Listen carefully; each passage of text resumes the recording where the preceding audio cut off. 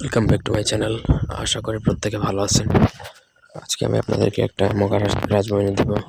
রাজবাহিনী অনেক রকমের হয়, সুল্লামাটি রাজবাহিনী, মগ রাজবাহিনী, তারপর কুফরি রাজবাহিনী, অনেক ধরনের রাজবাহিনী হয়। তো রাজবাহিনী মূলত হচ্ছে কেন প্রয়োগ করা হয় এটা আগে আপনাকে বুঝতে হবে।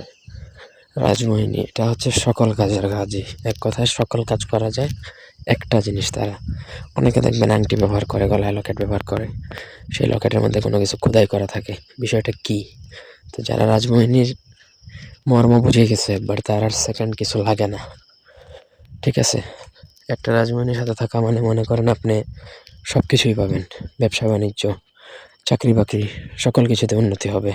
আপনার সংসারে অশান্তি থাকবে না, টাকা পয়সা আপনার ভরপুর থাকবে, রোগবালাই থেকে আপনি হেফাজতে থাকবেন অনেকাংশে। তারপর হচ্ছে আপনার ঘর বাড়িতে কোনো ধরনের জাদুটনা প্রবেশ করতে পারবেন না, বান জাদুটনা থেকে আপনি হেফাজত থাকবেন।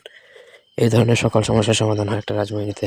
তো এই রাজবাহিনীটা যদি আপনি আমাদের থেকে নিতে চান বা ব্যক্তিগত যে কোনো কাজ করাতে চান, স্ক্রিনে দেওয়া নাম্বারে সরাসরি ফোনে, হোয়াটসঅ্যাপে কিংবা ইমোতে যোগাযোগ করে যে কোনো কাজ করাতে পারেন, দেশে বা দেশের বাইরে থেকে। এই রাজবাহিনীটার উপর পাতার মধ্যে খোদাই করে আপনি ব্যবহার করলেও কাজ করবে। আর যদি রোপার পাতা খোদাই করতে না পারেন, তাহলে ভুজ পাতার মধ্যে অরিজিনাল কাম সিঁদুর দ্বারা লিখে মাদুলিতে ভরবেন। মাদুলিটা হতে হবে অরিজিনাল অষ্টধাতুর। তারপর ছেলেরা ডান হাতে, মেয়েরা বা হাতে ব্যবহার করবেন। আপনি এটা ধারণ করতেছেন সেটা কাউকে কখনো নিজে থেকে বলবেন না, ঠিক আছে?